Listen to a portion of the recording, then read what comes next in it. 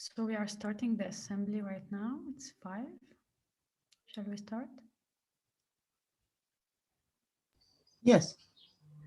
Okay, whoever feels comfortable to turn on the camera, they can. Whoever feels comfortable to keep it off, it's as well totally fine.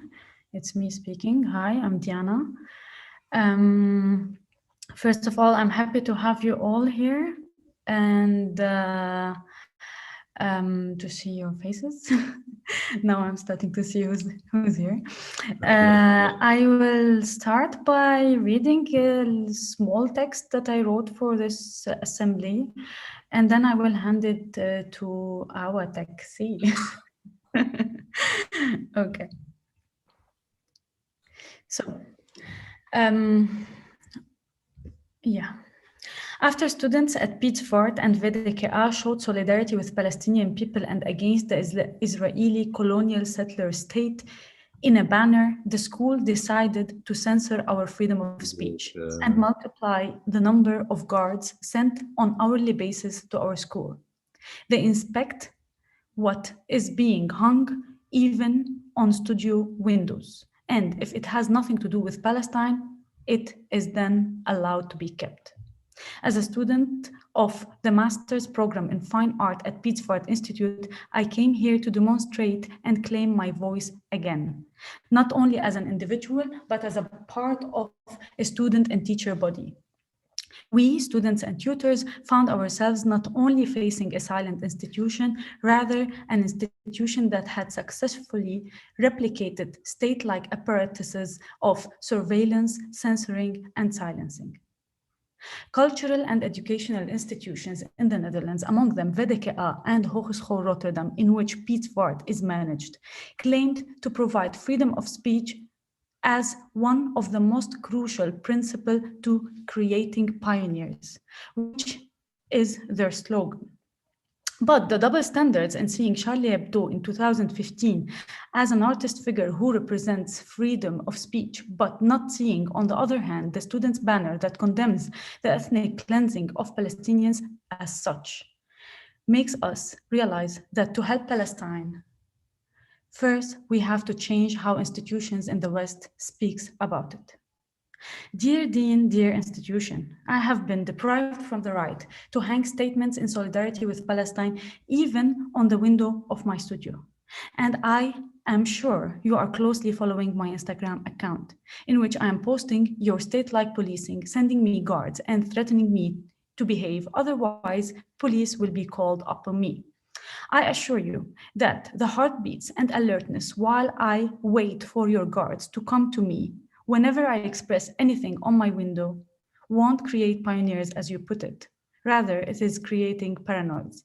And as a comrade told me a few days ago, only the paranoids survive. On the other hand, time is what institutions rely on in order to dismiss demands coming from the bottom of its hierarchical body. Time will kill the momentum. Time will tire demanders. Time will make people forget. In other words, the method is no one wants to be more exploited than they already are. Bureaucracy, which in my opinion is a polished form of dictatorship. On one end, it allows a top-down opaque authority to impose policies and regulations, while on the other end, the bottom in this case, it renders fatigue a chronic symptom, especially when demanders are faced with a lost race with time. Given the pace in which the Israeli settlers' colonial state is ethnically cleansing Palestinians out of their homes, I can assure you that the number of Palestinian people detained, killed, or forcibly pushed out of their houses while I am writing this text are different from the ones when I'm reading this text. I meet Palestinians and they say, this time it feels different. This time, maybe the world is listening.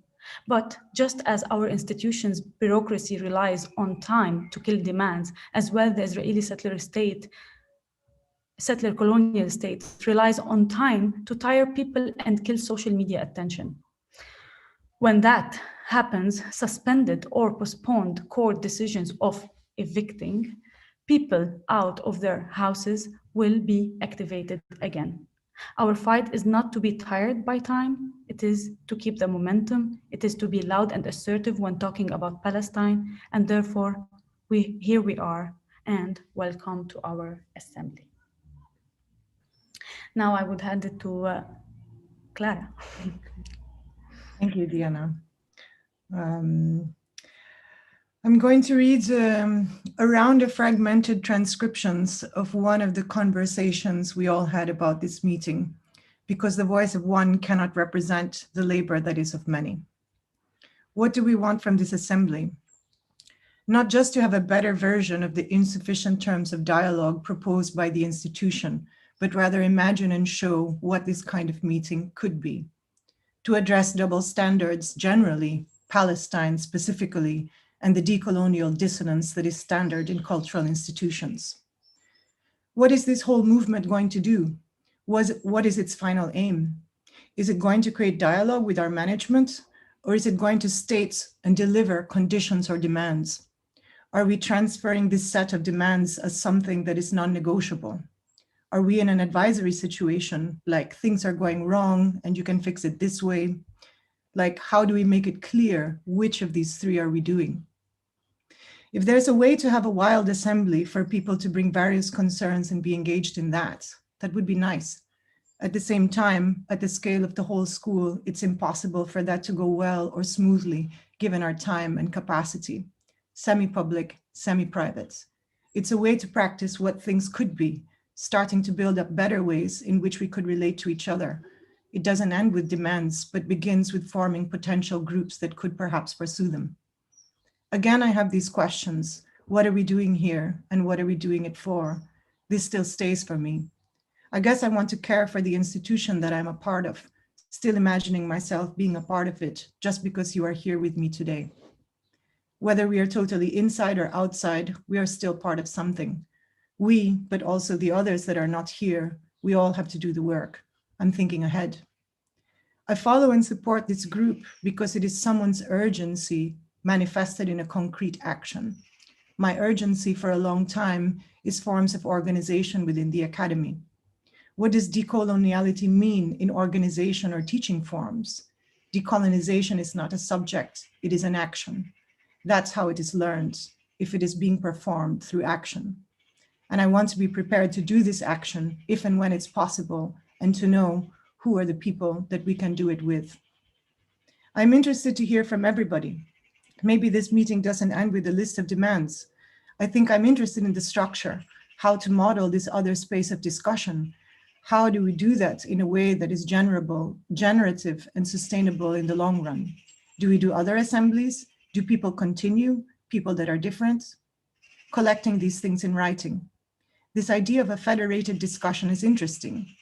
Balance of a general assembly that is strict but not too strict. It's not complicated, but it's not taken over. If we are talking about decolonizing as a practice, if we are talking about solidarity, flexibility, learning and unlearning from each other, it's the first demand on my side to be open towards other regions in the world. Do not remove them from discourses of knowledge. Do not flatten their reality to fit your myopic worldview. Oops, hang on. I thought I had disconnected, but I didn't. Where was I? We need to find another solution to be seen and heard and not get violated or silenced. This meeting should be a way to platform the work that we are already doing in our classrooms in terms of prototyping tools for collectivity and assembly. In terms of demands, here's a concrete one. Either support a decolonial curriculum in practice with everything that that implies, or strike all references to socially and politically engaged posturing from our curriculum. Do it with us, with the front line of this urgent labor, or don't do it at all. Don't tokenize our work or our bodies. Don't lie. Going back to the three demands this whole thing started with. Number one, rewrite the rules of the school regarding politicality versus politics. Number two, protect the rights of the students to democratically express themselves outside of hate speech. Number three, no teachers or students who participated in organization protests should be sanctioned, harassed, mobbed, or bullied. Thanks for all the work so far. I've addressed these notes after the meeting. Perhaps I feel most drawn to a place of collective mourning and sharing. of all the people, freedoms, and support structures we value and are lost or missing right now. Grieving for injustice, for the lack of community, for the lack of solidarity, an assembly of broken hearts. There is a kind of care and togetherness in mourning that demands attention, that celebrates different voices. The policies of the schools where I work right now seem so distant from the lived reality of the people I worked with the classes that I teach, and the world I want to live in. I sit down and I cry for a moment. I guess what I want to say is that what I notice from the fringes of this assembly is the wish to have a space where the demand for a new order is rooted in pain. Not a pain we inflict on each other, but a recognition of suffering, of common suffering in the world we live in and share. Pain that is aggravated by institutional callousness. I wish for a tender assembly in which we can grieve together, and the demands for protection and freedom are connected to this. This is the framework that we claim. What are we going to do today? The organization of today is casual, it's bleeding edge. It's a precarious and unremunerated labor of love. We are all here because we care. We are going to have two parts of the program. The first part is what we call the transparent public program. It will last approximately an hour and 45 minutes. We will start with guest speakers who we have asked to foreground terms that will inform the collective demand writing workshop later on. They will be introduced by the people who invited them. After the guest speakers, we will have an unmoderated but also slightly moderated discussion that will also last about 45 minutes. And then we will have a radio break. And after the radio break, we will cut the YouTube stream and we'll start the opaque or the private program, which will last approximately 2 hours. This program will consist of a consensual demand writing workshop prototype by one of our colleagues. And yeah, I think that's it for the introductions. Yes, you sir, these texts can be found somewhere. Could they be sent? We'd love to reread them. Yeah, we can make the link to these texts public in the chat. And yeah, I'd like to pass it off to our W Mod to introduce our first speaker. Thank you. The idea for this alternative working assembly came forth when we as a group started working on the petition addressing the double standards at VDKA. During this process, many of us noticed that having the right vocabulary is crucial, especially for those of us who are further away from the actual situation, those of us who are disconnected from the real life experiences of Palestinian people, not only physically and emotionally, but historically too. Today, I have the pleasure to introduce you to our first speaker, who will bring us closer to the Palestinian and Israeli context and guide us through the terminology that we should not be afraid to use. Samer Abdel Noor is an academic and an activist. He is currently based at the University of Edinburgh and prior held positions at the University College London and Erasmus University in Rotterdam.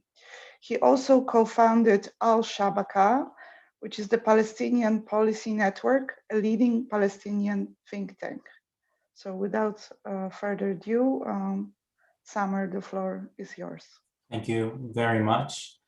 And thank you for the invitation for this important event. I'd like to say I lived in Rotterdam 5 years, and the many communities of Rotterdam, including your own, are very close and dear to me, and I'm pleased to be part of this event.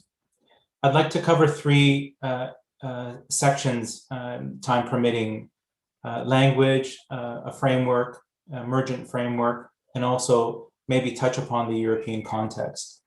Language. So the following statements are not controversial. Israel is a settler colonial state. Israel was founded through the ethnic cleansing of the native Palestinian population, an ethnic cleansing that continues today through settlement expansion. Israel is an apartheid state that engages in various forms of violent subordination and surveillance of Palestinians. This violence includes military occupation, blockade and siege, mobility restrictions, control of land, air, sea, water, imports, exports, control of telecommunications systems, financial systems, etc. Zionism is a settler colonial ideology, and the founders of the modern Zionist movement, Europeans, clearly advocated for the ethnic cleansing of Palestine.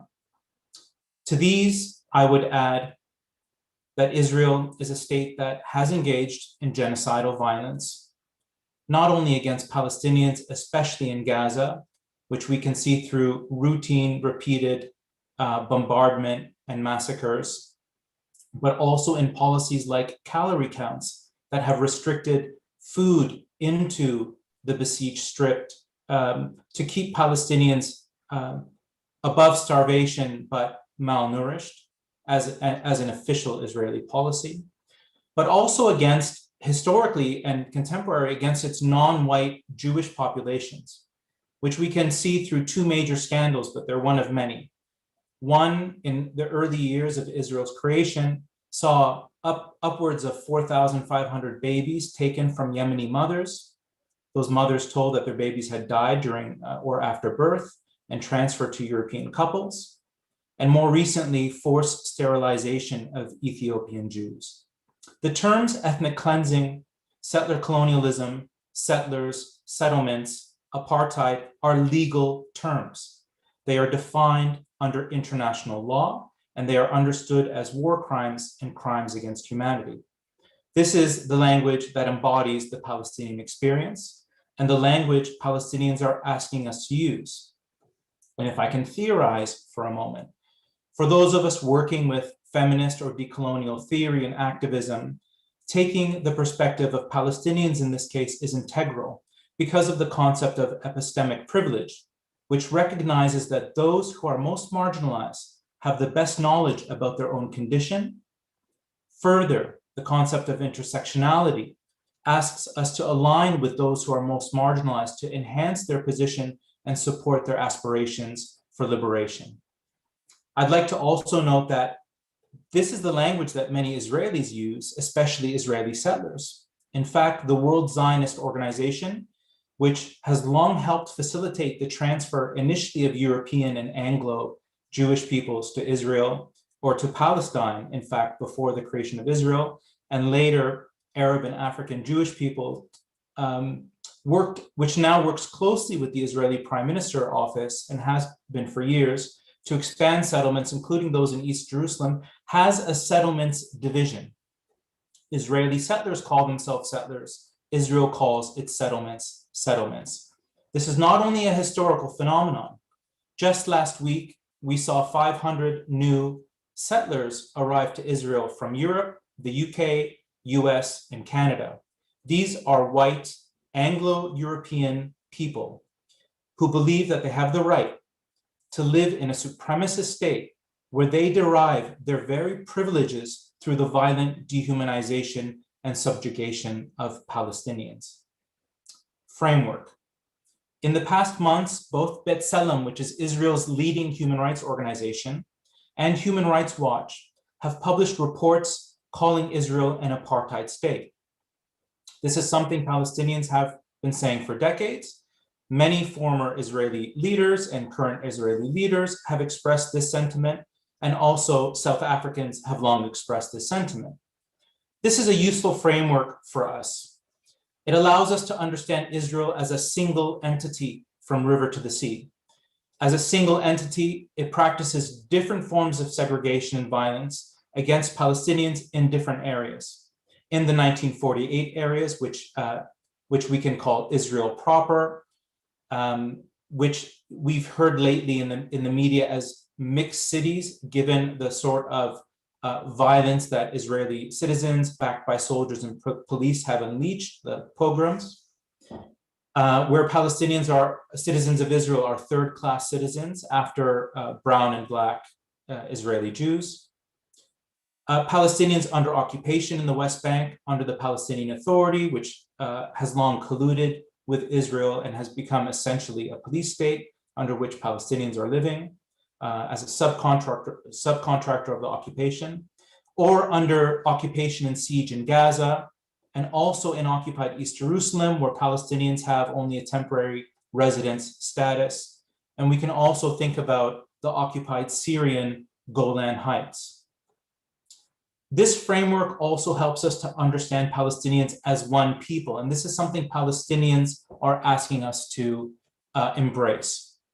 So this is not only Palestinians in the West Bank and Gaza, which the Oslo Accords have really tried to reduce the question of Palestine as one that embraces all Palestinians everywhere, as one of something that needs to be managed specifically in the West Bank and Gaza. No, but the Palestinians as one people includes Palestinians that are living across Israel as Israeli citizens, Palestinians in East Jerusalem, in the West Bank and Gaza, but also Palestinians across refugee camps in multiple Middle Eastern countries and Palestinians in the global diaspora like myself.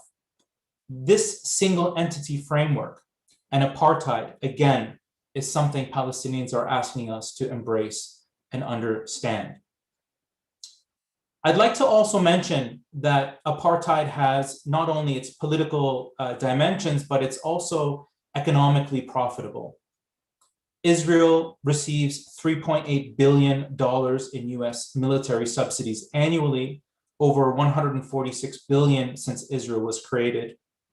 This has subsidized the expansion of settlements and also has fueled a booming military surveillance industry that has grown tremendously since the 2006 siege of Gaza.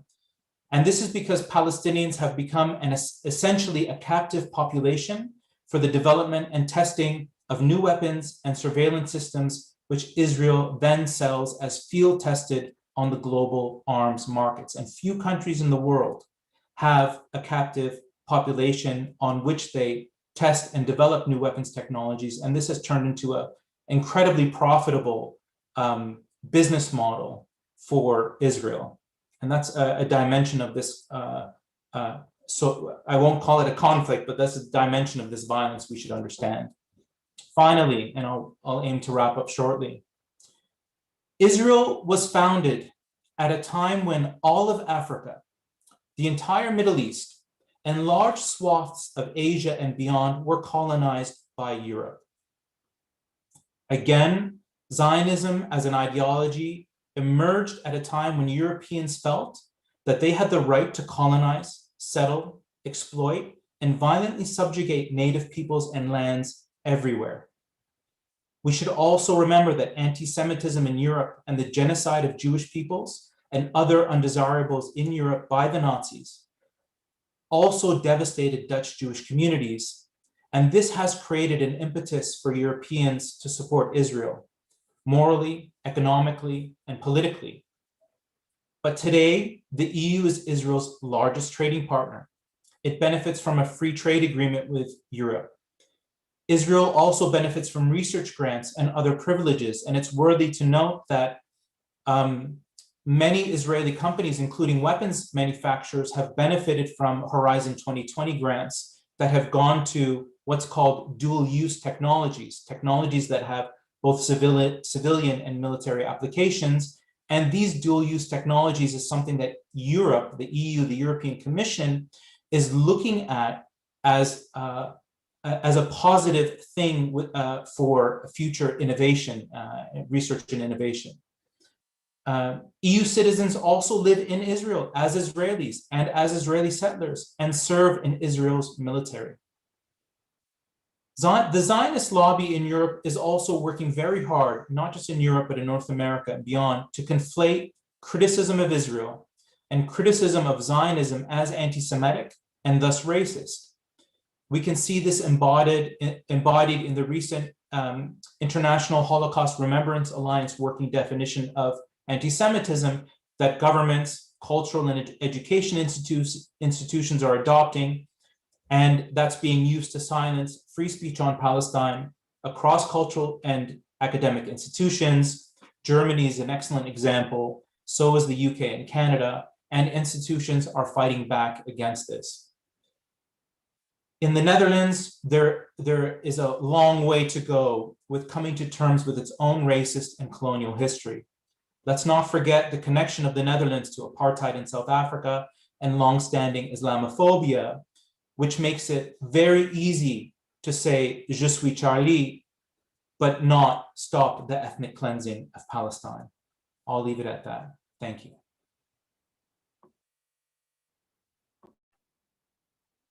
Thank you, Summer. Who's going to introduce our next speaker? So our next speaker is Ishaq Al-Barbari. Welcome, Ishaq. We're very happy that you could make it. Ishaq Al-Barbari's work focuses on the interactions happening between refugees and their living spaces. His work, which has been shaped by his life and traumas growing up in a refugee camp in Palestine, is situated between art, politics, and education. It includes performance, spatial intervention, collaboration, and writing. In his practice, he convenes mujawara, meaning gathering or neighboring, initiates tanash, discussion, to interact with local conditions, imagine other modes of spatial temporal relations, and re-narrate them through pedagogical and performative actions. His work seeks to historicize lived experiences of extraterritoriality and to defy state structures that render refugees out of place and out of time, and thus incapable of political agency. Al-Barbari holds a Master of Fine Arts and Design from HKU and is currently a member of... Thank you. I think we can also maybe Okay. yeah, because I did send you that, but also to save time, and because I think we have more important things to discuss. But yeah, thank you. Sorry, I didn't mean to interrupt you that way. Well, so basically, when Arvan reached out and asked if I could take part in this absolutely already nourishing moment, I was very happy to accept, and I was also instructed or informed that I have 10 minutes to speak or present. But of course, intentionally also, I did not prepare something. I did not write down something, but I wanted to sort of come forward and try and have a conversation with everyone here. So thank you very much for giving me this opportunity, for being there, and for being patient as well. I can already recognize some of the faces, but not everybody. And even though I'm really, really happy to think of this as a conversation, because if there is something that is needed now, is to have a conversation. And to have a conversation basically on the basis of what the previous speakers just said, on the basis of time, how we relate to it and understand it, but also vocabulary. And I will make sure that I avoid any complicated terms that does not have any ground in my life, as a matter of fact, but also in my experience, but also, you know, in my moments of learning, because there's so many terminologies that is just nonsensical, doesn't fit with the context of our realities, all of us. But in order to start this conversation, I would like to actually take the banner and the content of the banner and the people behind the banner as the window to begin with.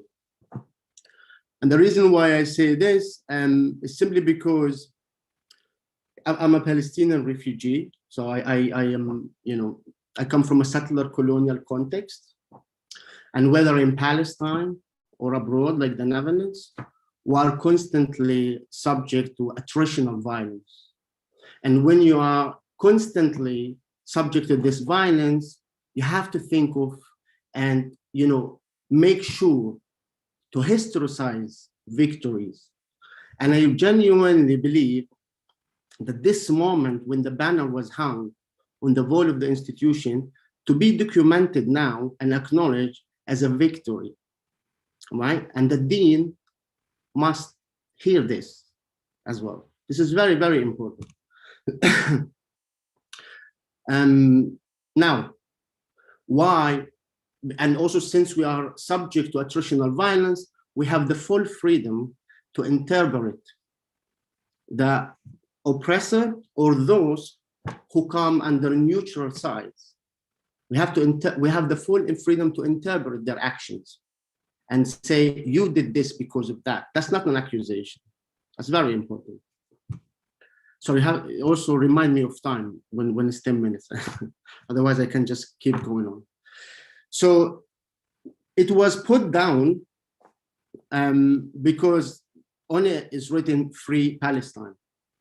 And I would like to think together of what does Free Palestine mean? You know, on the level of vocabulary, but also in relation to time. So in my understanding, Free Palestine is basically a call to put an end to everything that Samer just said. Settler colonialism, you know, white European colonialism, as a matter of settler colonialism in Palestine, you know, those faces that I'm constantly encountering at the military checkpoints, 545 military checkpoints, who there's always a chance that this Israeli soldier is also a Dutch citizen, right? So to put an end to that, that is Free Palestine. But also Free Palestine is also a proposition to say that Palestine shall not be a nation state, to refuse this toxic modality which was created by the European colonialism in the first place. So to refuse also this modernity. And I think we are completely correct to say that the Deen fear allowing for such conversation that revolves around that. I think we have the full freedom to say that, personally, I believe. So to free Palestine again from this settler colonialism and oppression, but also to free it as in like Palestine is not a nation state, and we have the freedom to think of other modes of existence beyond this toxic modality of the nation states. So free Palestine is also another way to think together with other struggles around the world, like the Western Sahara, like the Kurds as well, who are also subject to settler colonialism. This is very important. It's not just Palestine. It's the conversation that can revolve and be in relation to Palestine. And I'm not from you know the institution in which this situation sort of took place, but I have I've been following what sort of conversations the Dean and you know it's how do we call it people who work with him or then try to sort of create which I think of as a way of also policing and the situations, you know, because again, you know, you're just trying to prevent any possible collective free ungoverned conversation, and you know, you do which some of my Dutch friends might be angry at me, what also Dutch often do. Let's sit and just talk about it. How the fuck are we gonna talk about something that we are fucking angry about? How am I gonna sit and talk to you if my family are subject to a bomb that is being paid from the tax of the Dutch people? What kind of conversation do we sit and talk about? No, we express our anger, we perform, right? I think this is very important, and they need to understand this in a way or another. It's unfortunate that we have to explain all these things, and we have to also tell them, hey, we have the right to be angry. It's very unfortunate. Now, the other thing I want to talk about is decolonization as well, because, you know, I think also this is something that Arvand has also, you know, sort of proposed that, you know, to think of decolonization as a practice. Again, you know, I'm 32 years old, and I came to this country 3.5 years. And upon arrival, I went to the municipality because of course, I have to register myself. And when I registered myself, they wrote country of birth, Jordan, which is not true, and nationality, Palestinians. When I renewed my residency a year after, they wrote country of birth XXX and nationality unknown. They wrote unbekannt. And this is, no, I mean, personally, I was like, I mean, it's not like, if you write Palestine, like, symbolically, it would make much difference. But, to think about the choice of the language is extremely important. Because again, they are not saying that you don't exist, right? You are the known unknown. If you are Palestinian, you are the known unknown. But what they are trying to say is that since you don't exist within this modern model of existence that we fully control and govern, we're not going to accept you. So you constitute danger. Even like, on that, they make it explicitly clear. So decolonization is definitely not saying that military checkpoint and that Israeli soldier and so on and so forth. But also decolonization is to come here to the Netherlands and say, let's talk about the current, that situation. Decolonization is to sit with the dean and say, hey, okay, we don't want to talk about Palestine right now. We want to talk about the Netherlands. I think that is the conversation that we also need to initiate. Because, it's exhausting and tiring that the Netherlands continue to protect its citizens from engaging with reality. It's exhausting and tiring. That is first. I'm sorry, I'm generalizing, but this is the general mood on an institutional, but also individual levels in much of my experiences so far, right? But it becomes more unacceptable I'm saying unacceptable for the lack of a better word right now, to hear voices saying that our spaces, our policy of the institution is that, you cannot use statements that has any political connotations or, religious connotations. Why do we go to universities? Why? To do what? If as artists, what we do exists outside of the material conditions of the social struggles, then what do we do? What do we do? I feel like, if only these kind of deans allow for themselves to learn something from the students, from us, we would make a massive difference. If only we shift this relation, like they become our students, which I think they might want to consider that, to be honest, would be because we can teach them a little bit about their own history for free. We do this free labor. So yeah, I mean, I think decolonization, I believe, as a matter of fact, does not happen inside the university. It happens in Palestine.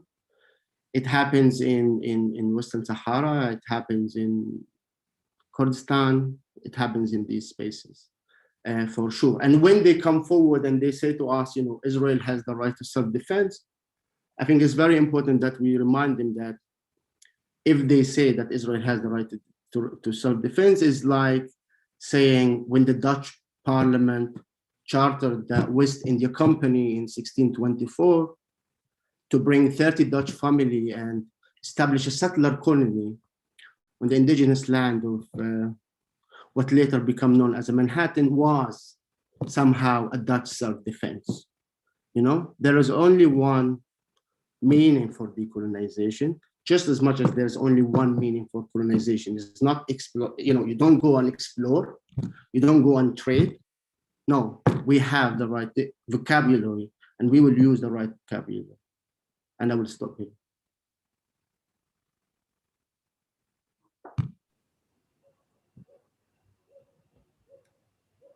There's a question on the chat for you, Ishaq. I don't know if there's maybe with a show of hands or something. Do you? I can read the question. Maybe you have like a couple of minutes to answer. let's see. I'm curious what kinds of alternatives to the nation state you are calling for. Could you explain? What kind of, Nation state. what alternative to nation states? Well, I mean, I don't know if I would, I mean, that's the thing, right? Okay, I will answer this. There's no definite answer for this. I oppose nation states. There's a toxic models. You know, I myself, just like most international students or people struggle from it here in a place like the Netherlands. So I oppose it. It's a colonial production. Now, what the alternative, I think here, we can truly look closely at very important successful struggles, including the Palestinian struggles, particularly the Palestinian refugee camps. Those spaces are extremely interesting spaces that have been not only surviving, but, you know, they tend from purely humanitarian spaces into the most political spaces, in my understanding of them in today's time. You know, we are talking about 70 plus years of existence where people built and transformed something, you know, literally from this pettiness into driving force to resist settler colonialism and occupation, but not only that, but also to connect with struggles around the world. So that so many interactions, so many things that one can look at and learn from. So yeah. Thank you for the answer, and thank you, Awamoj, for the question.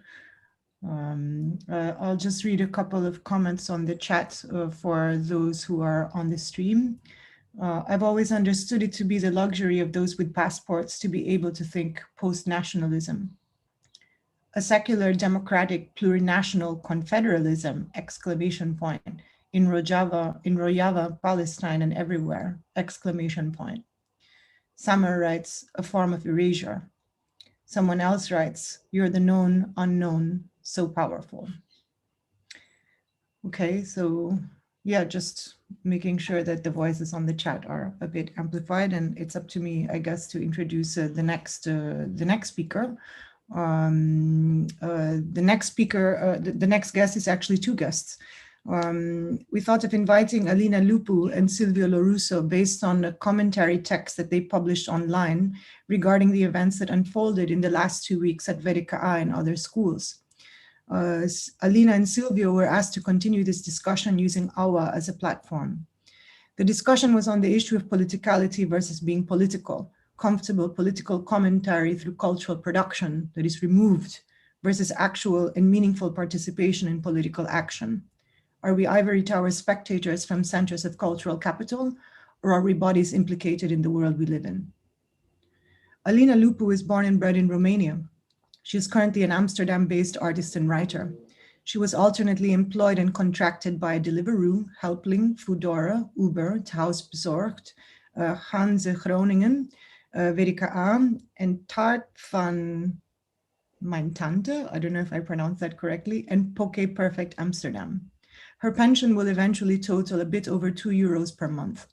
Her work has infiltrated W139 Amsterdam, Onomatopoe Eindhoven, Drugomor Rijeka, Room Rome in Basel, European Lab in Lyon, Discourse in Gießen, among others. Furthermore, Alina Lupu is a board member of Platform BK. She is currently unemployed. Silvio Lorusso is a writer, artist, and designer based in Rotterdam, the Netherlands. In 2018, he published his first book entitled Enter Precariat. He is an assistant professor and vice director of the Center for Other Worlds at the Lusófona University in Lisbon. Sweet, thank you very much for the introduction. If I'm not mistaken, I think I will take this alone, unfortunately, because Silvio is otherwise engaged at the moment. We did, however, start a conversation in writing, and I would like to read the statement that came out of this, if that's okay with you. Also, thank you very much for inviting me, because it feels quite, yeah, it feels like a privilege to be able to practice solidarity, because I'm not part of your group, but at the same time, I'm always a bit on the margin. All right, so the voices in the text alternate, and at a certain point, yeah, one might be a bit more recognizable than the other, but we wrote together. So we stand in solidarity with the Palestinian people. This is what brings us here. And by us, I mean me and Silvio, but it's only me for now. As it has been expressed in previous gatherings over the past few days, to which I've participated as well as a spectator, there is an emphasis on the language that is used when talking about the current situation, which brought us in solidarity, and that such situation shouldn't be framed as a conflict. In fact, there is no Israel-Palestine conflict. There is instead apartheid, and there is ethnic cleansing imposed from Israel's side on the Palestinian people. The issue over the past weeks stems from the fact that this understanding, which is blatant to us, is not perceived in the same manner by some of the art educational institutions that we have studied or taught in. These institutions see the issue as political, while they see themselves as neutral, after having encouraged, praised, and boasted the political temperament of their students and staff, reflected in courses and projects. The state of affairs is worthy of Schrödinger. There is at the same time too little politics and too much of it. One thing is certain though, there is no escape from politics in education.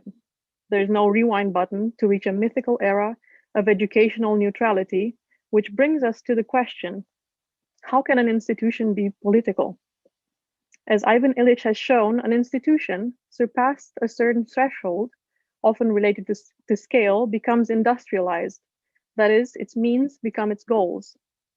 Tacitly, the institution starts investing more and more energy on self-preservation.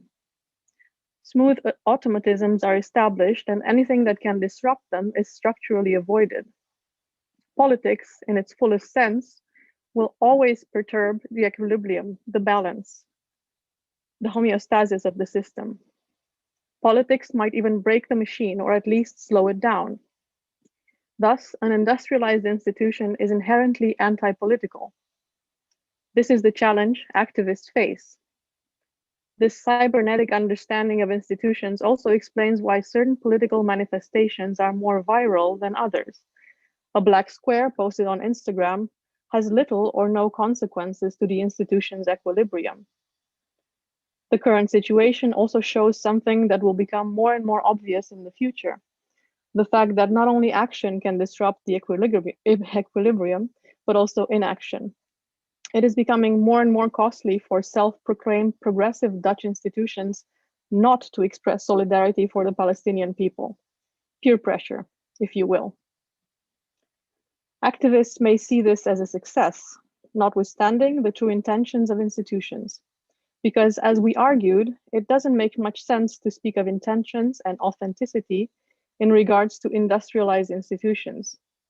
Their values and beliefs are always approximations of the values and beliefs of the individuals who form them, filtered through the power structures that are in place, including the tacit self-preservation imperative. One can see two roads ahead for political institutions. The first is a retreat into a pre-industrial scale, where the automatisms of self-preservations are not yet in place. Clearly, this path is not feasible. The second implies making the emancipatory trajectory the least expensive to the equilibrium of the institution. Currently, this is happening by generating a cost that the institution can't ignore. This is what a call-out is. A reputational cost affecting the smooth continuation of activities. This is why a pragmatic form of activism is one that aims to be hegemonic, that make the costs of doing the wrong thing visible. Some people consider call-out culture a form of blackmail, but an economic understanding of institutional power shows that call-out culture is strategically rational because such power is unevenly distributed. As a corollary, we might add that the institution isn't and will never be a unitary entity, but it would always contain agonism, if not antagonism. The hard truth is that there is no safe space within an institution aware of its political dimension, or better, the safe spaces are always provisional and fragile. Accurate framing matters. Clarifying that what we are witnessing is apartheid or ethnic cleansing will bring us closer to the institution not being able to dismiss a call out. One other approach to consider is asking once again, this time by looking at material conditions, who is the institutions? And who can speak on behalf of the institution? Even the ones that took the orders to take the banners off of educational buildings are part of administration and staff, it would be implied that they alone represent the institution, the director and higher-ups, or the board. However, why shouldn't the students and staff, the ones that stand in support of the Palestinian cause and which put up the banners, start seeing themselves as the institution? A fragmented, networked, at times online-based institution that stretches across multiple academies and also across borders in solidarity. It is especially urgent to take such a stand and claim, not just with direct and clear language, but also with a different position, given the increasing workload that both students and staff have taken in representing institutions and in shaping education. An education based on progressive values, which represent an economic benefit as it attracts more students and more teachers into the fold. To conclude, I will not now take my word just as myself. Yes, in theory, becoming an institution might not be particularly sexy. As Cultural Workers Unite accurately pointed out to me, I'm not part of an institution myself. I speak as an individual. I don't want to be institutionalized. Then again, if I look at all the effort I've invested into the art field, the only thing that's keeping me from being institutionalized is being properly paid for my work. In that sense, claiming that you're the institution is a claim to power in representation, and it's the reality of the hidden labor put in by teachers and students, and one possible step towards recognition and to shifting the narrative to align with your progressive, yet not nearly as supported ideals. Thank you.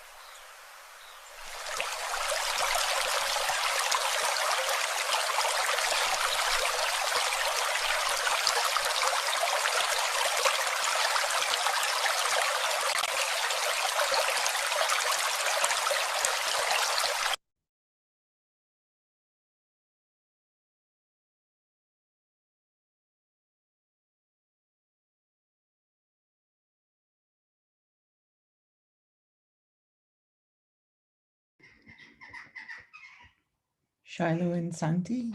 Yes, all right. So this part is a very lightly moderated space for questions and discussion and follow-up and within the group. Here, if you're watching through YouTube, you'd like to ask a question, feel free to post it in the chat there. We'll pass it on to the people who are in the call. So I guess does anyone have a first question or comment, maybe to each other within the speakers or someone else to one of the speakers?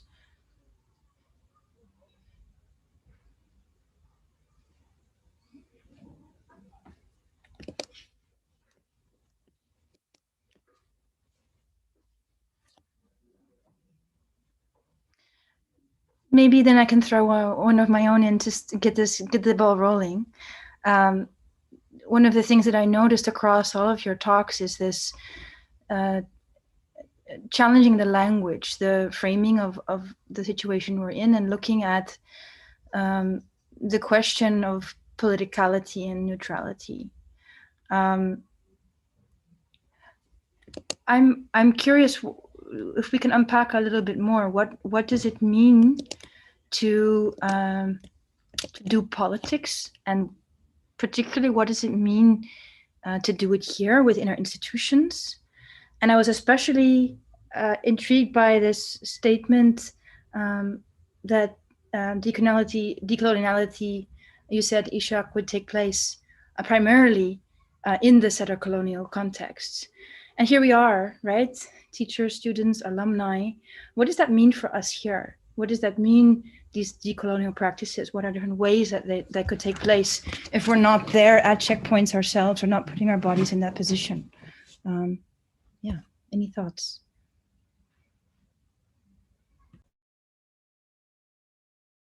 Summer, go ahead. Yeah. Thank you for that. And it was really wonderful to listen to the other speakers. I'd just like to just kind of reinforce, the question and what you're saying. And one of the things about language, and in an attempt to provide a clear language that is both used and well understood by Palestinians to describe their condition, but also are defined and very well defined in international law, is an attempt to cut through language that is intentionally and strategically obfuscating. It is confusing. And much of that language is rooted in an attempt, as you've said, to present oneself or one's institution as politically neutral. And there are so many quotes by so many famous thinkers and activists that amount to this. If one chooses to remain silent or neutral in the face of injustice, one is supporting the oppressor. And so many people have said that. I'm working on a paper, on a piece right now that draws on a lot of decolonial feminist literature. And the piece really suggests and makes the case that when it comes to contexts of violence, political neutrality is a facade. Objectivity is a facade. There are no tools, there are no measures, there are no positions one can take as an individual or as an institution that can remain neutral. And rather, we need to be aware of our positionality and our privilege and how that relates to the powers at play within the context that we're thinking of. I think there's been, yeah, please. It reminds me of the Dutch author Gloria Wecker's book White Innocence. This change neutrality seems also to a claim to a kind of wanting an innocent position that doesn't get your hands dirty in any way. So yeah, I don't know if that's a absolutely, and Wecker's seminal work has been hugely inspiring. We draw on it in this work as well, where the utter denial of racism, the denial of coloniality, the denial of historical and contemporary forms of violence is only possible from the perspective of a privileged position, a privileged positionality. Those who face discrimination, racism, colonialism would never and cannot afford. I mean, this is really, so promoting this this kind of this facade of neutrality, it really comes from a position of power. And I really appreciated the comments that suggested that we need to look at our own institutions. This has to happen. These battles are happening in Europe, in the UK, in other formerly colonial or neo-colonial, arguably, contexts. And I think there's also the interesting concept, and again, not to try to over-theorize, this is something Palestinians have also asked. Activists are asking not to over-theorize this. These are grounded, terms. There's violence that's happening. We can postulate and theorize all we like, but there is a term, emergent term of neo-Orientalism, which brings Said's work, where Said talked about the projection and objectification of the savage Muslim Arab other, which legitimated a tremendous amount of violence and ignorance onto the others. But neo-Orientalism helps us understand that violence that is happening to formerly subjugated, colonized people within the borders of Europe. Those who have been here for decades and generations that are discriminated against with Islamophobia and other forms of racism and discrimination, but also the violence that we see at the borders, the fortress Europe policies that quite literally push people into the sea, rather than allowing migrants and refugees to pay 200 euros for a chartered flight, a safe, orderly, humane way of transportation. These policies push people literally into the hands of smugglers and to slave markets. And this concept of neo-Orientalism, I think, also helps. But again, that's maybe getting a little bit away. But the main comment there is this neutrality is a facade. Now, institutions, and the third speaker really, institutions are stubborn. Institutions protect themselves. They change very slowly. And I think we need to think about strategic leverage points, etc. But I think one of the challenges in having lived and experienced, I think what Gloria Wekker has written about in the Netherlands, having experienced some of that,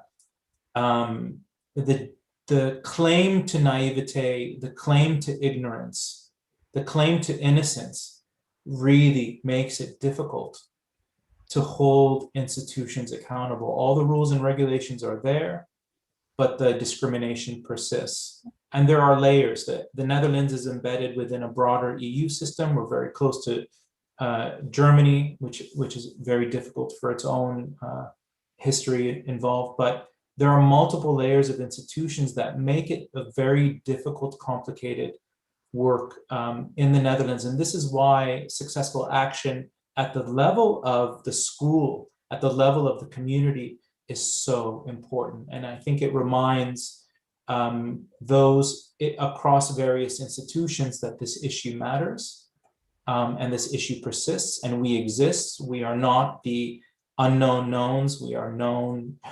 We are the known knowns. And so it's very important. Political neutrality is a facade; doesn't exist. Thank you, Samer. I think that, and it links back to Alina, what you and Sylvia were developing in this argument that it's not only a facade, it's a functional part of some kind of mechanism, right? That's what I got from your contribution as well. That there's a way in which this is needed to make it not be disruptive. And I can't help thinking in a way that now sort of the inconvenience of this disruption is somehow seems more important than the content sometimes of the talk. It seems like it's like a wanting to put the genie back in the bottle, or wanting to put things back in. But so I'm really happy we can have this space to talk. Yeah.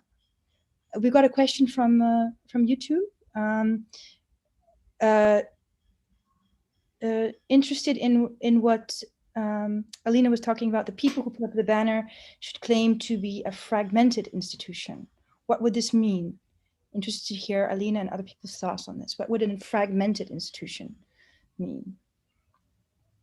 Well, I guess it's also a bit, if I'm to add a bit to this, I think it's, you do represent already the institution through this gathering. For example, this is an embodiment of the institution. I mean, although I'm not directly a part of it, as having taught only 2 classes randomly at the VDK, for example, I think this is, something that can be claimed already, that you are the institution, that it's not just the people that took down the banners that are the institution.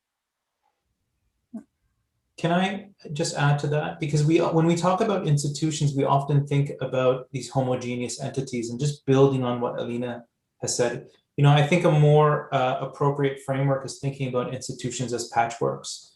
And there are various spaces, there's rules, the norms, of course, procedures, but there's various spaces within which we can express agency. But then that's why we see banners going up in other parts of the institution reacting. And, you know, the security apparatus, the administration, they have their own pressures, they have their own lines of accountability. And so this understanding them as patchwork helps us also understand that within institutions, we have agency in different spaces.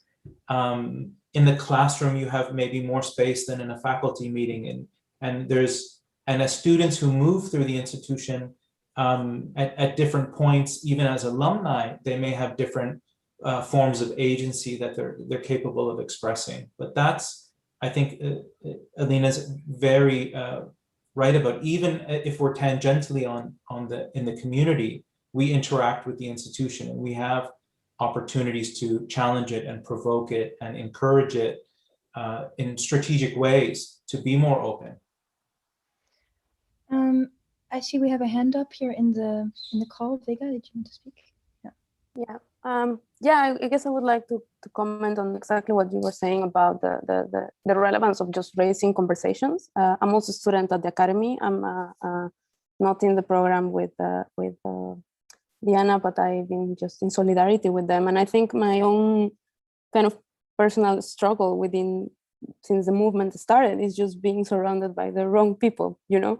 And it's just basically like constantly having to raise an awkward conversation, which is not awkward, but I feel I'm just constantly like, you know, with this, it's almost like a script, like the same answers of like, this is very complicated. It's, I don't know enough about, or it's, I feel that you are pushing me towards towards taking a political stand when it comes to question of solidarity. And it just becomes very, I don't know if interesting is enough, or I'm just done with this of like, I'm talking about people my age, students, but I'm also talking about like, you know, respected editors that literally said like, I don't want to make a public statement because I don't know enough about it. And it's people I've been collaborating with some years. And I'm like, well, just like, it's not like, you know, everybody's on the internet, just look at something, or kind of diminishing the power of social media, for instance, or like diminishing like student movements of like, yeah, they're just protests, but they don't do, you know, they don't propose. So it just, I don't know, it's just like something that like in my mind of the relevance of just bringing a conversation, even in a room in which it's you know, makes everybody uncomfortable. But I just think this, like within the context that we are talking about, like in an educational institute, it's just so important to just do that. And you know, like this, I think conflict can be a good thing sometimes. Yeah, and we have 2 comments from the YouTube that I'm just going to read here. One was, as a mixed Arab who was denied access to VDK with the reason we don't know what we could learn from you because you already have an established aesthetic. Well, what not surprised they silent students. I think this brings up the question of, you know, what can we teach, or what are the premises that students are invited in on? Yeah, and the other comment was from Eyewitness Palestine. The disruptions are getting called out here in the US to redirect and distract away from Palestinian liberation. Thinking about these distractions. And then we have a question about the practicality of making a decision. I think this might need a little bit of elaboration. So can we talk about the practicality of making a decision in relation to having an office for inclusivity and having a board that makes decision, such as what has happened? I guess then this is about the question, who makes decisions? If we think of ourselves as a fragmented institution, who makes a decision, for example, to take a position as an institution? Or how this is made? Any thoughts about this? Yeah, I was more thinking about, because I don't know what the process is. I was thinking about if a decision such as this one is happening, and if it's an institution that has Office for Inclusivity, what role would that office play in making that decision, or should it, or I mean, what does this office do when it comes to making a decision, for example, or what powers do they have? Or maybe if there's another office that is more related, I'm just wondering about the process, the practicality of it.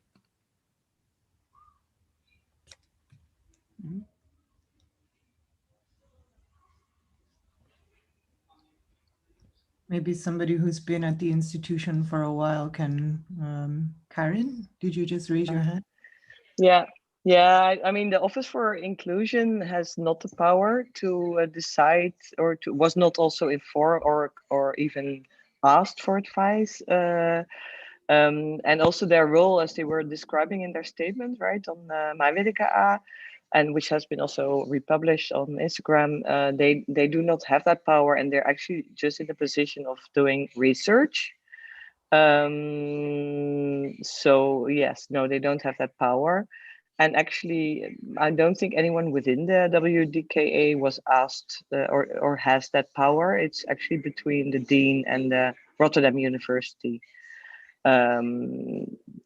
Sadly, because I think there's not real possibility for exchange about it within the institute, as far as I can see. Yeah, sadly. So maybe in the future. I don't know. Yeah, do we have other comments and questions? Maybe we can move through them fast to get some more reactions. One, it's a YouTube question, which is, can the URECA and Pietzwaard staff teachers elaborate on whether they use their privilege to attend the conversations organized by Jeroen Chabot last Thursday, and any news on developments on that? So, yeah. Who witnessed the Mariana, you have your hand up? Maybe I can, please. Report a bit on that meeting. I don't want to do the whole, I think there is no time to describe everything that happened in that meeting, but I appreciate the wording, the choice of words, saying that, it was a privilege, or making use of privilege, to go to that meeting. At least I saw it like that, and that was one of the points that I wanted to mention during that meeting, right after explaining that the format of the meeting was quite hostile. So I tried to explain that the way the meeting was set was not welcoming, or it was actually threatening to students and staff who might not have permanent contracts, for example. And I tried to give very concrete examples of that. So if you're a student and you voice something that is potentially irritating or conflicting with the high management's opinion, that might come back to you. I mean, I think quite a few of us know that it does come back. It does reflect on grading. I tried to explain that, you know, if you're someone with a temporary contract, and later on it has to be decided if this person stays or not, you know, there might be a bias or subconscious intent that this person kind of gets on your nerves, and that's enough to not prolong the contract. But what I have to say in general is that, you know, there is something that someone we know describes as not getting it, and that's basically what happens. So I try to give some examples on, you know, how a lot of people didn't see sexist remarks as sexist, how a lot of people didn't see racist remarks or patterns as such, and how it took for large groups of people to organize and point at how these oppressive cultures are part of the institution. It took like literally groups to or big numbers to make these acknowledged, and I was kind of hoping that that could also happen now, but personally, it still feels like it's just not getting it. So I can, yeah, it's quite frustrating. If that's enough, I don't know. Yes, thank you, Mariana. Anyone else who was there want to add something?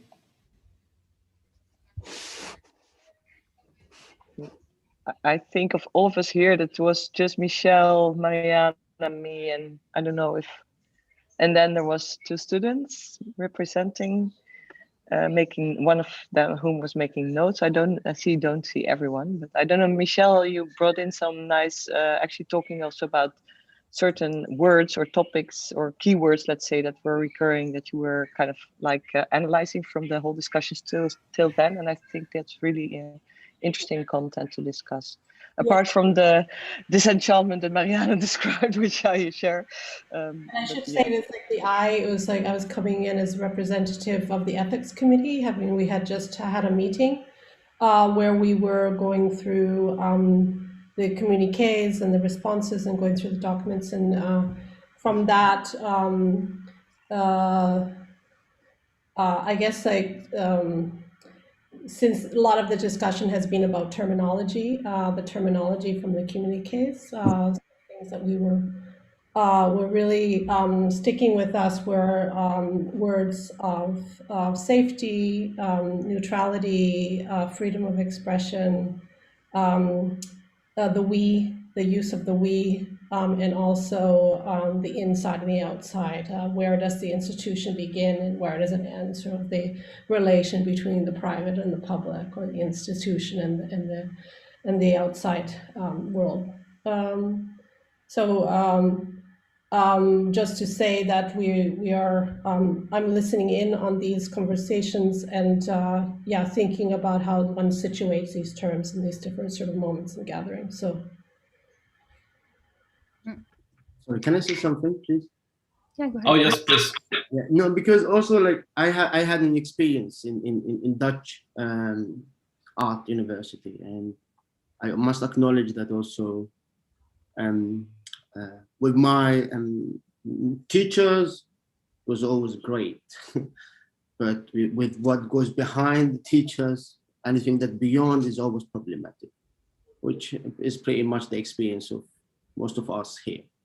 But the experience of the international students in the Dutch universities is pretty much, and confidently I can say that it's based on control.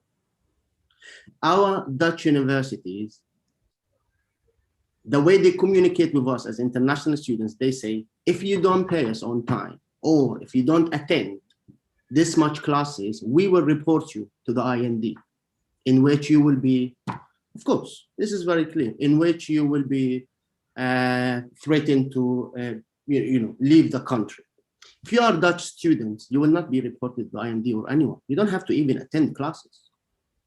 So these spaces are spaces for control of some and spaces of privilege for others in many ways. They function like the nation state.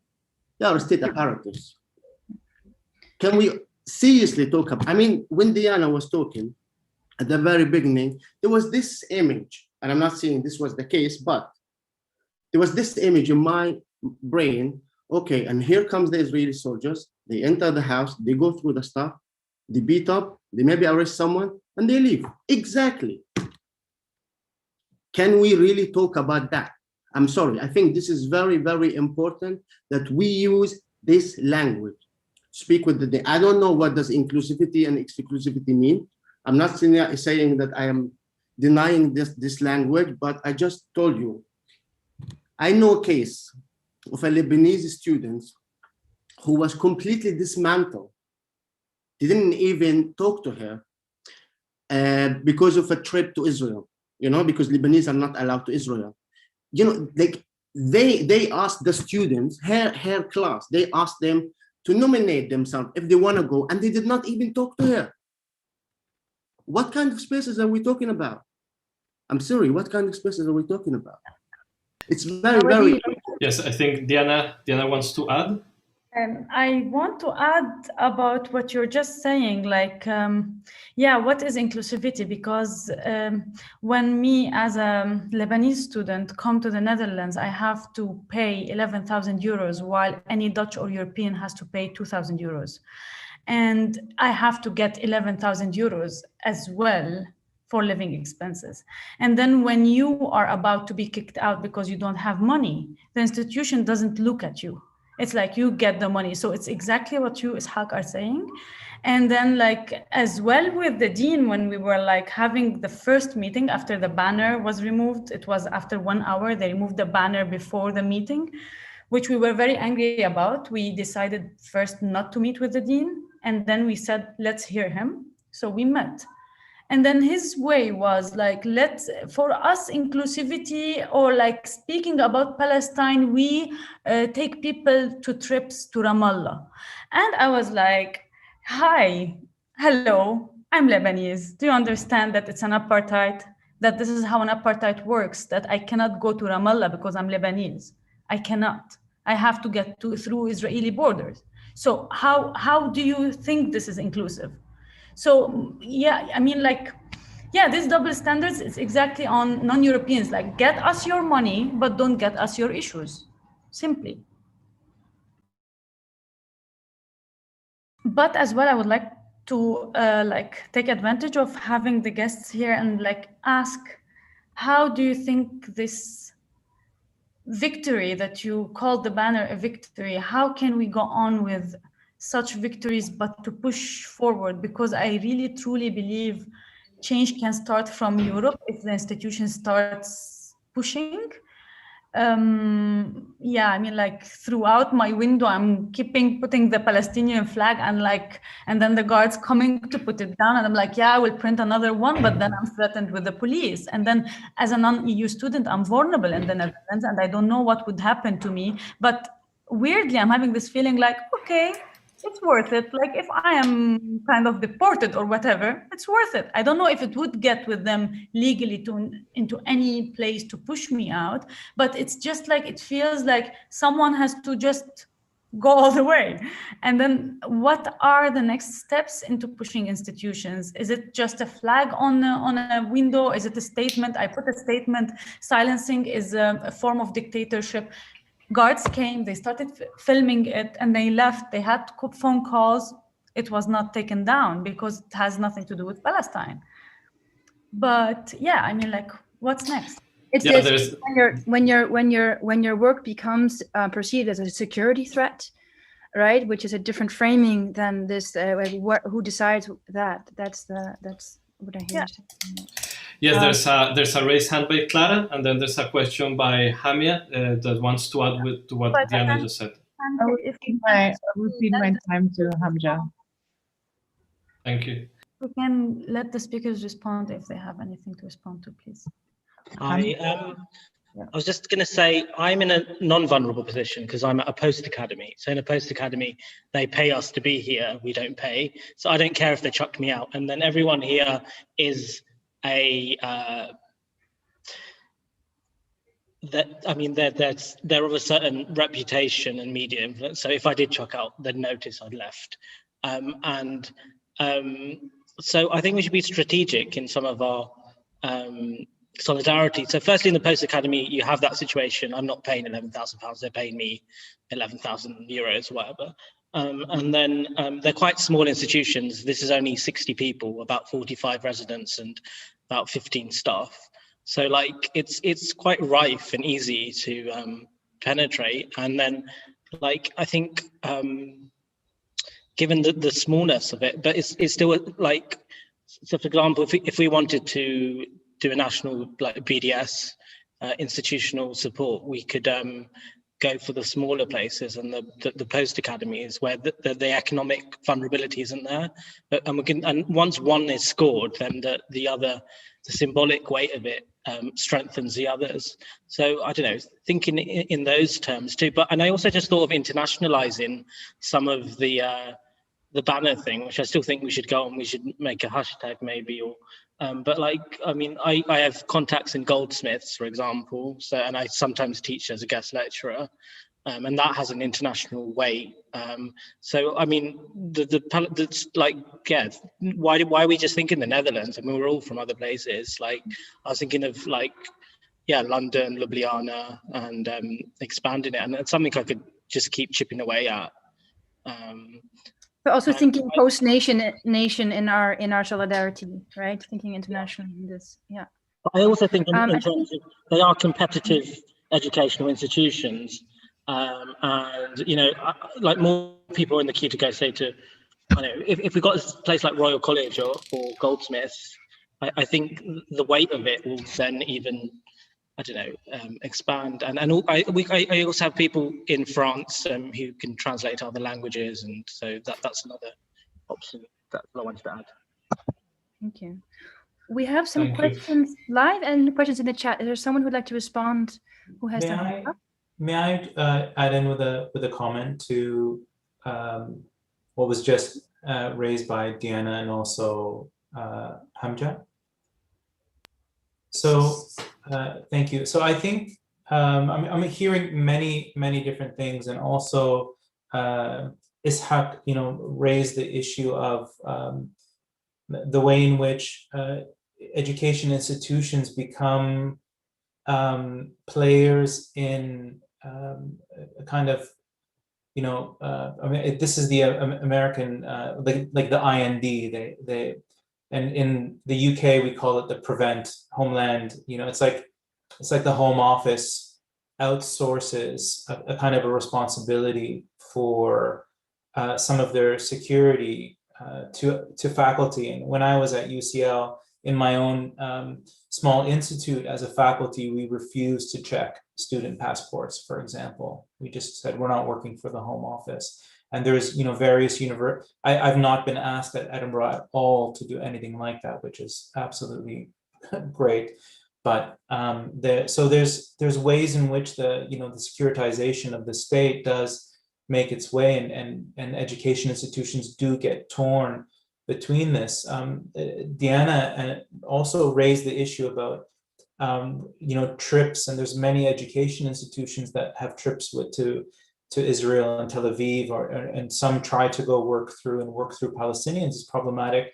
But you know, there's, especially in the Netherlands, there's actually quite a few interesting things that have happened at a big scale. So if you may remember that in July 2020, ABP, one of the largest pension funds in the world, announced that it was withdrawing its investments from Israeli banks, certain Israeli banks, because of human rights related risks, because these banks are invested in settlements. And now today, 10% of Israel's Jewish population are settlers in the West Bank and East Jerusalem, a full 10%. So you can imagine 10% of Israel's economy, banks, finance systems, telecommunications, transport systems, cinemas, grocery stores are going to be invested or affiliated with settlements. This makes it, this is, with Luxembourg and Ireland coming out and making,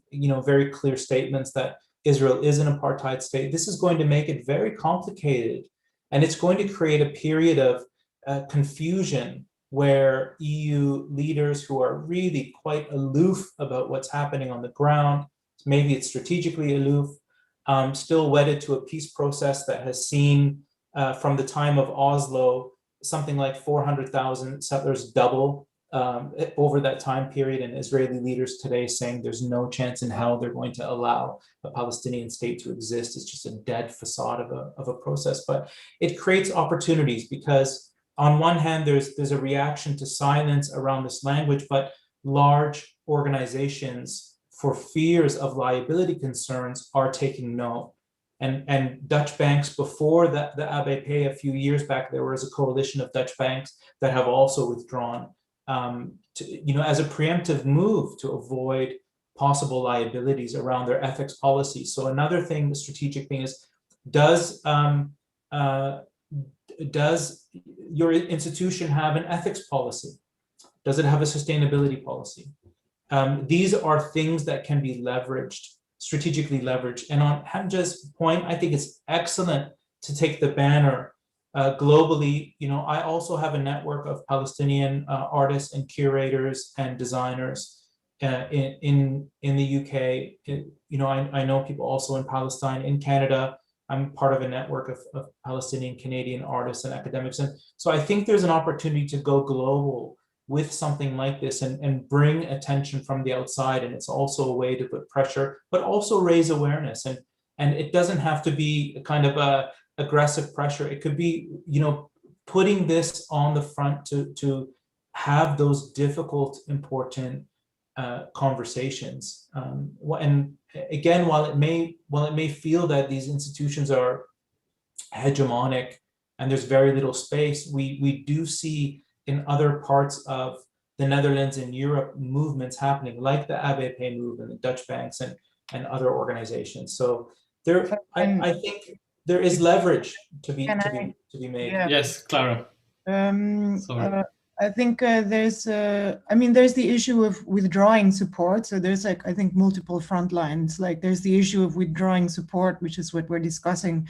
But I think Diana's comment also talks about how do you give support? So how do you proactively, if we talk about decolonization and this idea of decolonizing the Dutch cultural institution, like decolonizing from the center, in the center of capital, I think it has to go hand in hand with restitution, retribution, and redress and remittance. So how can you remit the capital from here to ex-colonial seats, to still colonial seats, actually, within the Dutch context? And I think trying to think of a practical demand that could be made, like how do you open up the resources of the institution to lower income students from post-colonial, ex-colonial, whatever you want to call them, nations?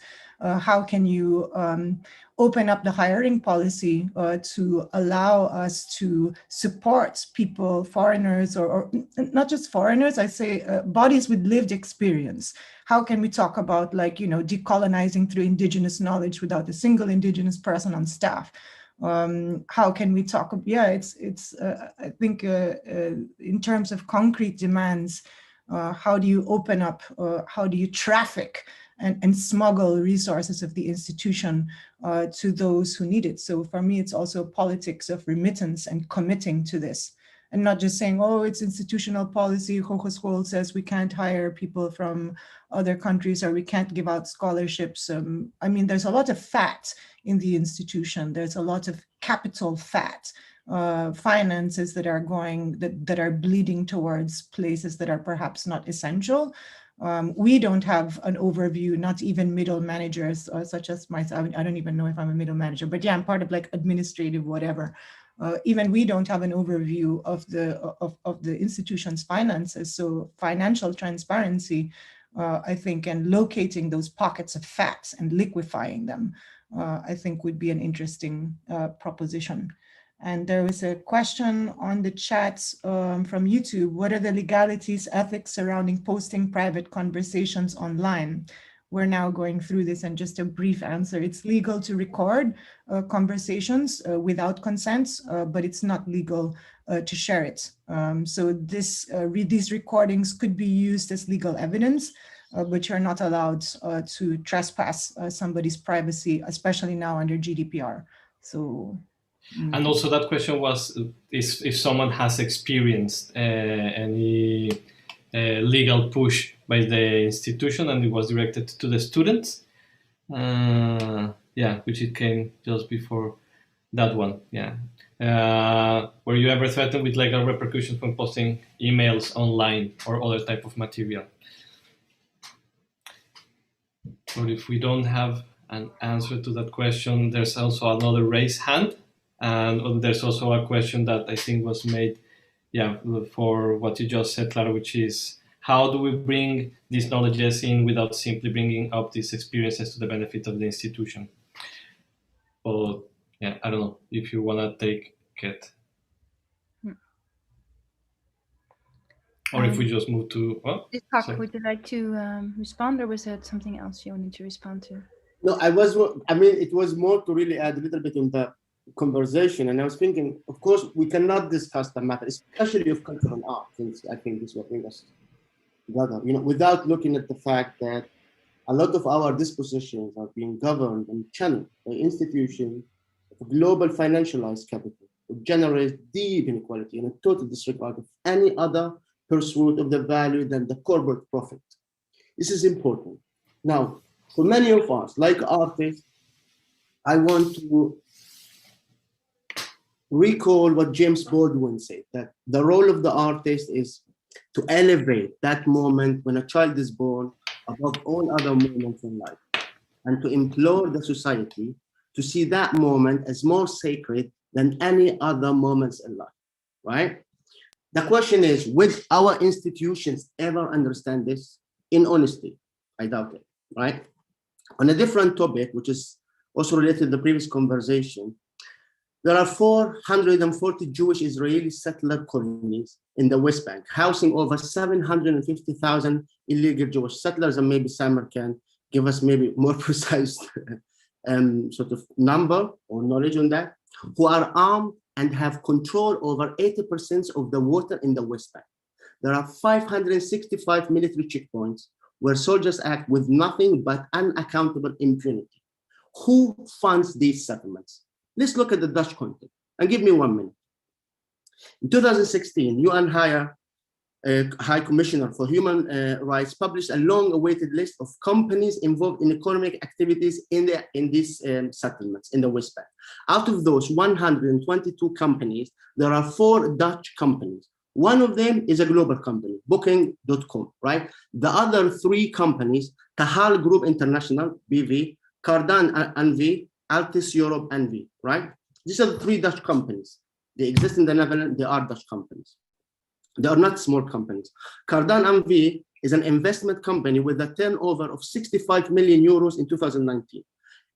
It's the infrastructure developer, Tahal Group International, had a turnover of 153 million. Tahal, they are contracted by the state of Israel, a company, Mekor, and what they do is they're involved in the drawing water from occupied Palestinian territory. So for someone like me who comes from the refugee camps, and during summertime, every 5 weeks, if you are lucky, you get water, that is happening because of Dutch companies. This is very important. So even us in universities, we must find a way to learn about these things. If we in honesty want to talk about change, we must find a way to talk about this. It's very important. Enough with this, it is far away and we can talk about just abstract language. No, we live in a time where we need to name things. We need to research, we need to find individuals, see how these people operate across nations. And when I say these people, I'm referring to white fascists. That's it. It's very, very important. Thank you, Isaac, for this. We have another question in the chat, and Angelica, I think you wanted to read it out yourself, if you would go ahead. Yeah, hello. No, I was just wondering, because I was wondering about how studio spaces are legally regulated in art education in the Netherlands. Because this question comes from that when I studied before my BA, was politicians coming to visit the university, and the director of the school said, no, security people are not allowed to go in and check anyone's studio because we consider them private spaces. And so that's why I was wondering, in terms of like the banner situation, what is the regulations around the private studio spaces? Because it's also one of the few schools in the Netherlands who still have a sort of idea of private studio spaces. And also, yeah, it kind of demands, also you can do very different things if you find this little loophole in the law, they will back immediately. Yeah. If I may add, like they are taking things out of the windows. We are trying. We said, okay, if it is a monumental building and you don't want anything, even though another banner that I did with Afrang was there for like 3 months, that means it has nothing to do with what is private, what is public. And then yeah, that's why I was asking how it's defined in the law, like maybe that's what we need to know as transparency. Like maybe this is one of our demands. We need transparency of all policies. We need to know this. Is it normal to have guards, 3 guards to enter my studio? And then we got an upvoted comment, how to bring these knowledges in without simply bringing up the experience to the benefit of the institution. This was said before, but I don't think we really got to address it. So how, the way I understand this is really about how, or maybe Julian, you want to add anything to it yourself? Yeah, basically it's something that I dealt with last year that this year I sort of tried to decide to work with. Basically, a lot of my work has to do, like my practice as an art student has to do with colonialism and the effects that it has to like society from where I grew up. And at some point I decided to kind of stop using that, at least for example, my thesis, because from last year and this year as well, like from what we're seeing now, it's clear that the managers at least don't really take it in. And the main thing with that is that me doing that work is benefiting the Institute on some level, aside from my own academic development. And so I asked that question basically to sort of bring up the point of, I'm willing to bring that in because it's for my own development, but the Institute is not, how do I describe that? If it's not going to have any effect, why am I doing it? That's a great question. Maybe, I don't know if I can add to what Julian said.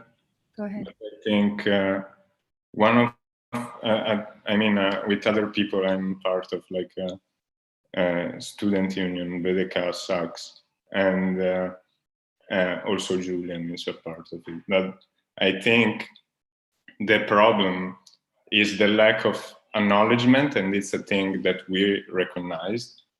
It's the lack of acknowledgement from the institution in regards to politically active groups within the school of students, because students are not part of the institution in the similar way that a teacher is part of the institution, or that the management in general is part of the institution.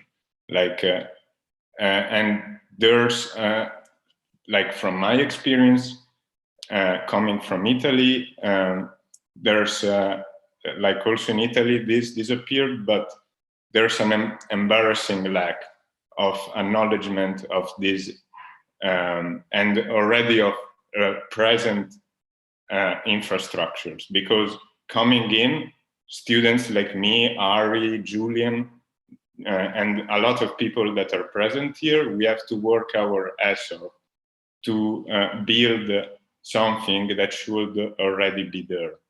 And yeah, this is all, I think. Could you explain a little bit more about what's missing and what kind of infrastructure you would expect? I would expect a little bit of an acknowledgement of independent groups and of our own organization on the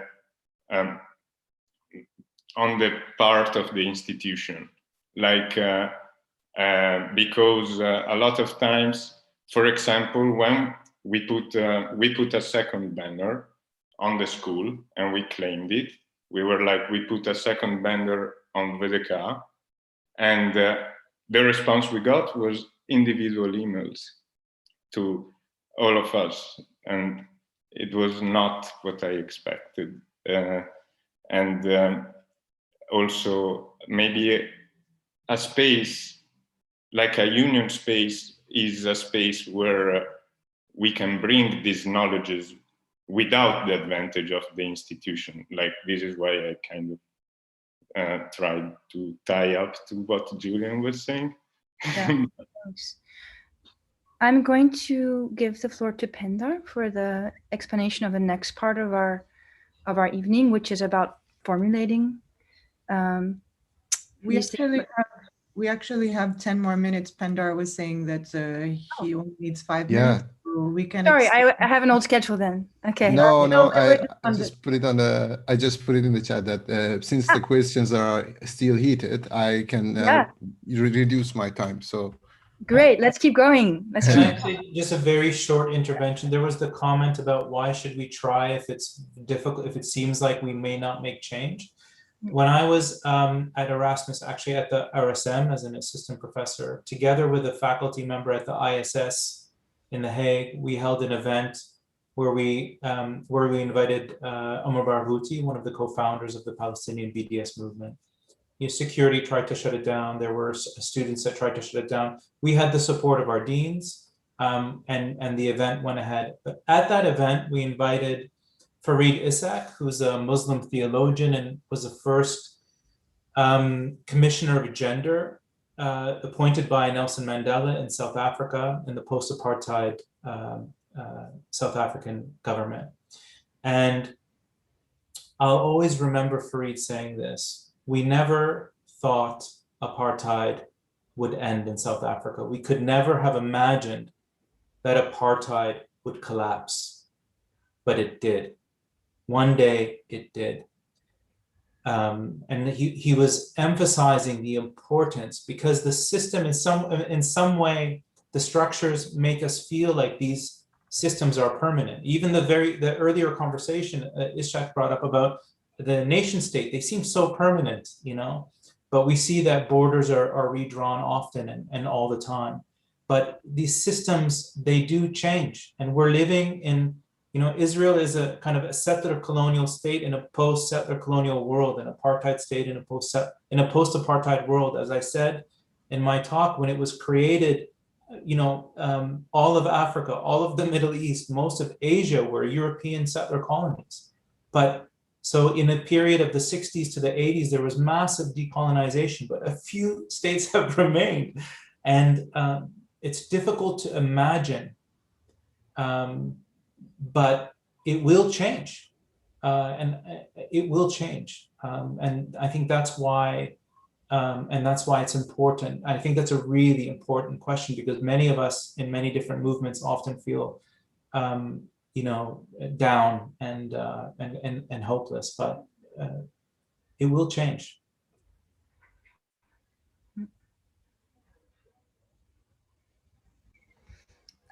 Selçuk, would you like to pick up on the comment you made above? Sure. Perhaps. Hi all. Yeah. Very quickly, I was wondering, since I'm quite new in Vedika and I don't know the intrigues of our, power dynamics internally and so on. What are the blockages? Where are our powers lie? if we are to win concrete, unambiguous gains, political gains in support of the Palestinian struggle. I do know that this is a parallel track to, you know, us dealing with our own institutions mess, for sure. But yeah, considering that political energies are not always renewable, and moments like this, as it was mentioned, can slip away from our hands the moment liberals find their new pet political struggle to share, like, and subscribe. Yeah, how do we use the momentum for concrete tactical gains, such as the BDS campaign? I do have a little bit of experience with, you know, at least divestment campaigns for climate justice, and they become extremely convoluted given the universities, banks, and finances, and so on. Whereas, yeah, cultural and academic boycotts, it seems to be more straightforward. But yeah, I would like to hear some tactical insights from my colleagues and others. Thanks.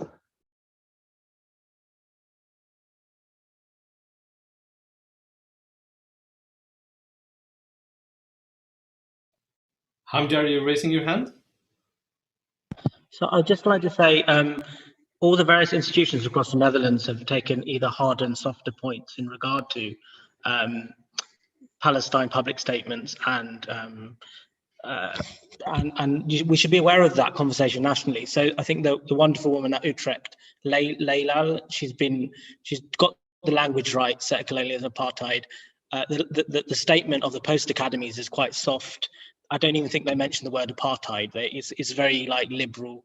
We believe in rights and peace and freedom, but referencing each other, like each of them create precedents for each other. Each of them create, you know, I can talk to the director of Jan van Eyck Academy about the Utrecht statement, and the director of the Jan van Eyck Academy thinks that William de Kooning in the internal assembly is you know, quite ridiculous, and it would encourage us to put banners here and even get the staff to help us. So that they will have different ideas of what's permissible. In terms of energy and continuity, like the way I've set up the WhatsApp group for the Palestine group is that I've included alumni, so people from years back, and then also that we've had previously Palestinian alumni at Jan van Eyck, so their voices become part of it, and you can look at the history of who's been part of it. And it's not, given the arts communities in Ramallah or other places are quite small, it's easily to trace that alumni. And I've also going to start to include confirmed future participants, some of which I helped get on to the future residency. So when I leave in October, there'll be a baton that will be passed on, and all the internal conversations I've had and resistances and blockages, that becomes a body of knowledge for us. And I'm happy to share.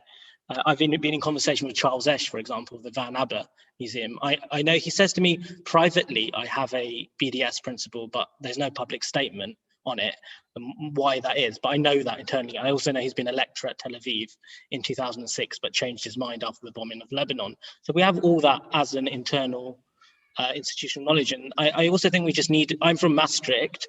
I don't think there's someone, the main organizer from University of Maastricht isn't here.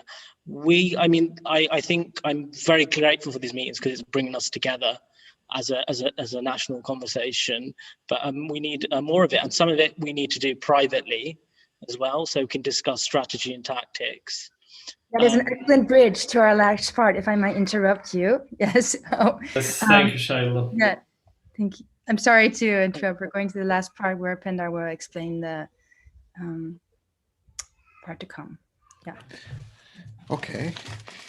Yes, thank you, everyone. That was, I was going like this. It was a roller coaster for me. I really enjoyed it. I wish it could go on forever. Yeah, so the initial idea of having this this meeting, or the second part of it basically, was to think of demands.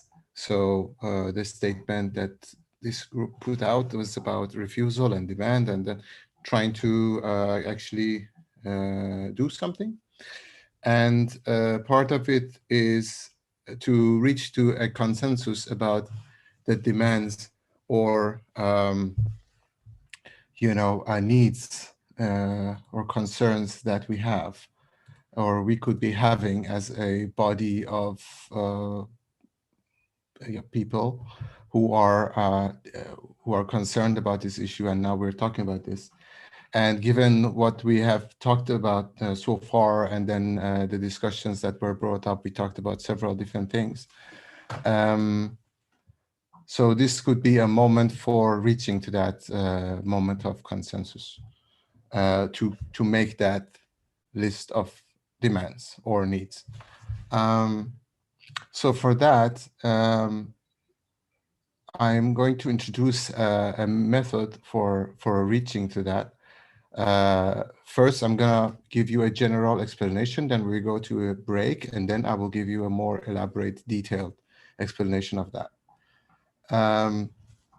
The idea is that the whole group will create a shared common list that is representing everybody, so it's everybody's included in the process. And that happens by sharing individual lists of, I believe we in the end chose demands, needs, and concerns, right?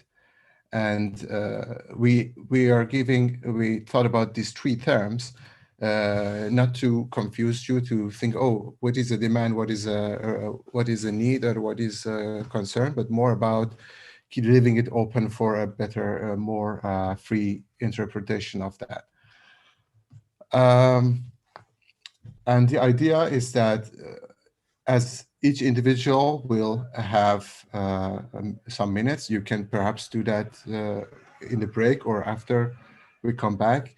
Each individual will create a list of 5 demands, concerns, or needs towards either you could choose to have these demands addressing to Willem de Kooning or to the Dutch cultural institutions in general, right? Because we did talk about internal incidents of Willem de Kooning, but also we did talk about Dutch institutions. So that will also be open for interpretation, but that you get the general direction. And then the idea is that each individual will be paired up with another individual, and or I think perhaps 3 in this case, because we are 51 people, and we will share a list, our own lists together, and make a common list, right? And so the list of one individual will become a list of 2 individuals, and then you will become, for example, paired with another group of 2 people, and then the list will become the list of 4 people, and then the list of 8 people, and then 16 people. And then each time there's a discussion and argument, and then after a certain number, the arguments have to be moderated, and there are people here volunteered for that. And then we will reach a consensus list that represents everybody's demands and concerns. But I will give you more explanation later. Something else that could be important to mention is that this list then will have, the final list is a bit more general, since the smaller ideas are turning into a bigger, more simpler ones or more general ones. So we are keeping the record of all the lists that go to smaller groups, and we are trying to think of a system to make those demands, the list of demands, a bit more open for voting, or so then we have the consensus list, and then we have the democratic list, which will be based on popular demand, which one gets more votes. And then we can perhaps present them both. But for now, we're talking about this list of consensus. That is the second part that will be delivered to you later. Yes, I hope that was okay. clear. Thank you. Thank you, Pendar, for the explanation. We'll have time after the break for more clarifications on this exercise. Shiloh has prepared also some Excel files and documents to help us visualize what this structure looks like. But in a nutshell, it's kind of like if you can imagine Mercury, like you just kind of have like small groups and then they merge and merge and merge to get bigger and bigger in order to reach a consensual list. So I'm gonna also make one last invitation, because after this break, we will cut the YouTube stream and we will start the opaque proceedings. So if anybody who is on YouTube wants to join this workshop, we still have space in the Zoom room. You can contact Verika Saks, Verika Teacher Memes, and Diana Al-Halabi on Instagram and DM for the Zoom link. Yeah, I will transfer us to, I'm sort of the DJ. We're going to listen to a little bit of Radio Al-Hara for 15 minutes. When the music ends, YouTube stream cuts and we all come back. Yeah, back at 10:15. And I'm going to share again because I don't know if I shared the sound. Yeah, hang on. So right now it's a collection by Vincent Moon, actually.